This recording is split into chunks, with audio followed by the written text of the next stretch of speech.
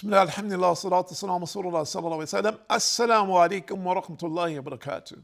My name is Tariq Khalid. I'd like to welcome to our program here at Sharjah Broadcasting Authority. Paradise and Hell, Jannah wa Jahannam. And we're talking about the realities that we're faced with on a daily basis and what is happening in global society. And we're very fortunate here in the UAE to physically have an interaction with people from many different countries. Being we're in the Middle East, and many people are coming to visit us from all over the world, which is very interesting interaction itself. And this is very important for us because we're not totally dependent on the media. We have many friends and associates all over the world, so we're finding out firsthand what's happening with people on the ground and what is their present condition, whether it be positive or negative. And of course, that for us is very important for us to begin an idea and begin to understand what's really happening and where are we in relationship to it. Are we ahead of the people in terms of that condition? Are we behind them? Are we in the middle of it? I think it's very important for us today to have some level of awareness because things are happening so rapidly. And everybody says that, the young say it and the old say it, which is very interesting. So this is a reality that we're facing in this time. We need to be aware of some of those things that are taking place presently and some of those things which have yet to come, which will lead to the day of judgment. And of course, our first day of judgment will be in the grave.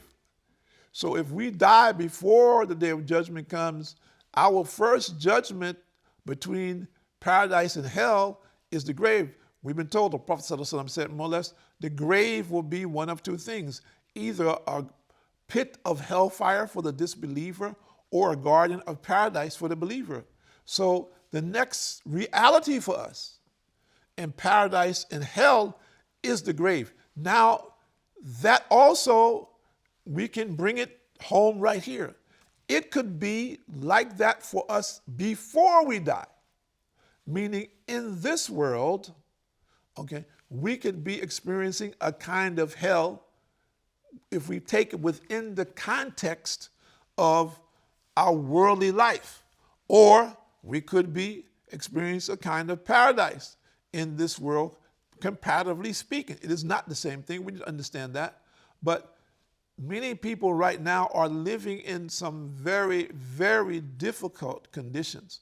And some people are living in extremely comfortable situations, as we well know.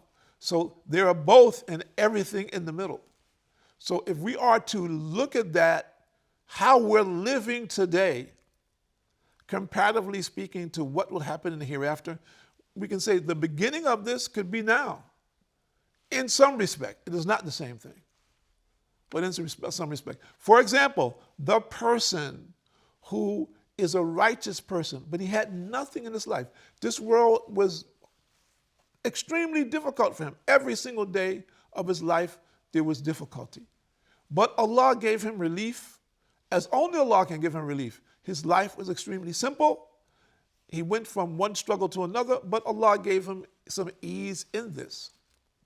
That person in the next life will have no recognition of this, the difficulty which he experienced in this world. And the person who was in disbelief and had everything in this world from the time he was born, it will be the opposite for him. So now let's look at the challenge for this if we see this. The challenge is coming today massively through this social media mechanism.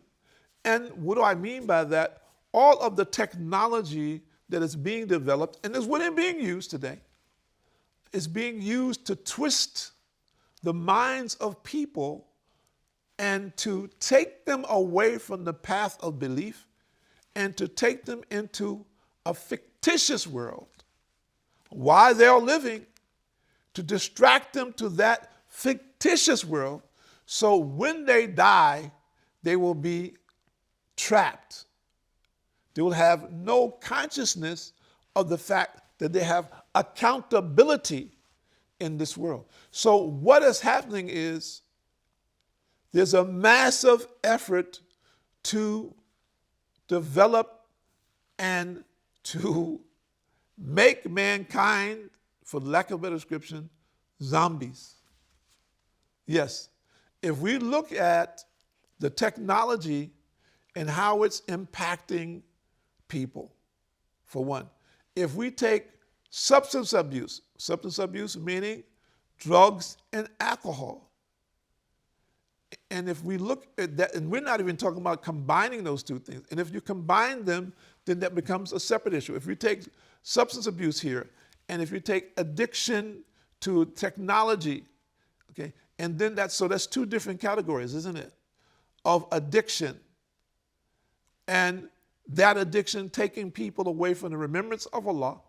And we take a third group of people and we put both together. What do you have there? What do you have?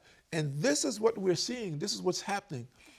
And it's very interesting because we don't hear many people talk about this comparative analysis, this narrative, how this is being used as a mechanism to distract mankind from the belief in Allah, to take him away from the belief in Allah, and to implement in his mind faith in something that doesn't even exist, something fictitious, or something that is just his imagination. And I can remember back in the 60s when young people began to experiment with hallucinatory drugs. And we always knew drug users and people who were using alcohol, and listened to the stories and things which they visualized or whatever they conceived of. But when they started with, at that time, the big thing was LSD. And people were talking about their trip, what they call it, their trip. I went on this trip and I saw this and I was that and this happened, so forth and so on. So now this has been packaged into a processor, and you can put on some goggles, okay, and take a trip to an imaginary world that is just working based on your mind. And also beyond your mind, that which you imagine and that which is beyond your imagination, something that has been developed by someone else's or a combination of people's imagination. And this is what we're seeing. And if we look at the ulterior motive is to take people away from the very basic things which we're talking about, paradise and hell, to make people satisfied with how they're living today, to influence them in a way where they just become like zombies. I'll take a break at work and put on my goggles and I will go into space. I have lunchtime, I'll go into a room or go into my car or in the lunchroom, put on my glasses, and we'll all be floating. This is where it's going. And many people are not seeing it. And we have to question. And those of us who know people who have been substance abusers, many of those people never came back. They were addicted. They died. That's one. They were addicted. They lost, let's say for a better, they lost their minds. They never came back to the real world. They become so absorbed in being outside of themselves due to whatever is going on with them emotionally and psychologically that they stayed in another room, for lack of a better description. They were not here. They physically were here, but mentally, psychologically, they were on another plane. They destroyed their minds and their reality. And unfortunately, there are many people like this today, globally. They are in some fictitious world that doesn't exist. Even they are physically present, but mentally, psychologically, they are not present. We need to understand something. Satan wants this for all of us. Not just People say, well, you know, he's a bad seed. He's always done this and he's done that. And he got caught up in substance abuse. And now he's, no. This is the plan. People say, oh, brother, you're a conspiracy theorist. Satan has a very, very big conspiracy, the biggest conspiracy. And his purpose is very simple, to take every single man among men and jinn to hellfire. Simply. This is his obsession. And Aisha Rirano narrated the Prophet ﷺ entered upon me saying, Aisha Rirano, your people will be the first of my nation to join me in death. When he sat down, I said, O Rasulullah, may Allah cause me to be sacrificed for you. You come in saying something that frightened me. He asked, what was that? I said, you said that my people would be the first of your nation, your ummat, to join you in death. He said, yes. I asked, why is that? He said, they will be targeted by death and their nation will envy them. I asked, how will people be after that or when that happens? He said, like locusts, the strong devouring the weak until the hour comes upon them. And Abu Abdurrahman said, a man explained it as referring to the locusts whose wings have not grown. And this is collected by Ahmed. So, what we're seeing today, and I don't at all wish to go into politics, the strong devouring the weak is not new. This is something that has gone on historically for centuries. But the interesting thing is that in this time, it hasn't stopped. With all of the education that we have, all of the systems that we have in countries to manage them and to manage the properties, the wealth of the people, and the better welfare of the people, it is still the strong oppressing the weak. And this could be in their countries or a country taking advantage of another one, or a particular group, as we're seeing in a country, taking advantage of another group. So these things are happening in front of our eyes.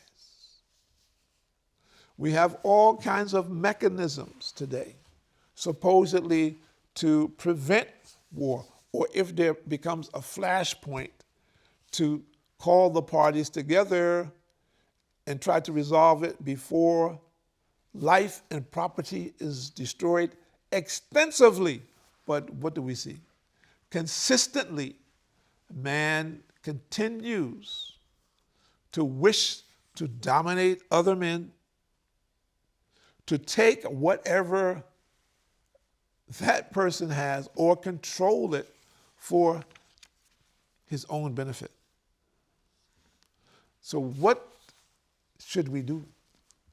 People says, brother, what should we do? We find ourselves in this situation. What should we do?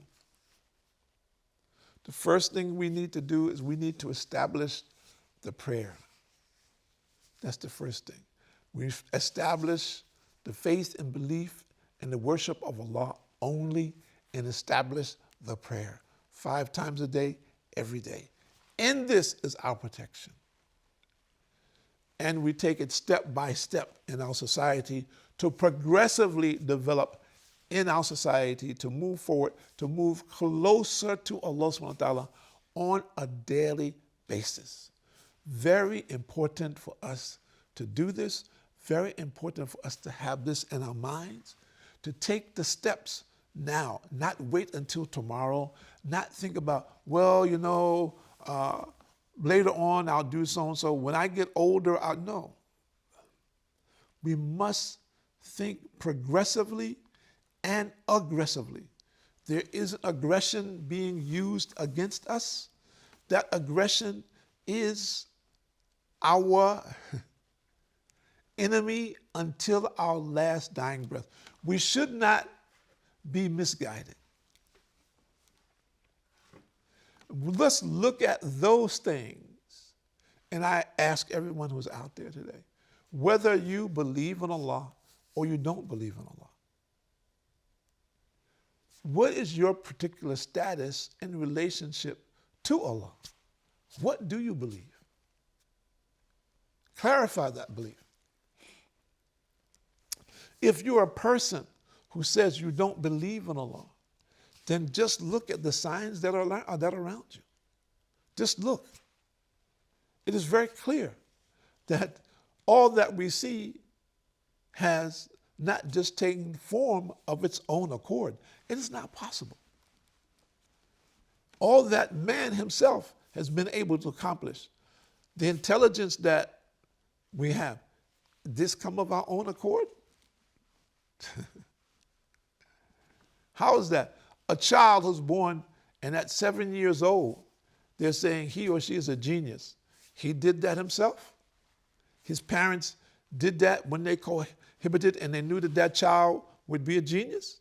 So they themselves came together with the mindset that we're going to develop, okay, we're going to cohabit, and the result of this is going to be a genius child because we've done ABC together, and as this is going to be the result of that. This is absurd. This is absurd.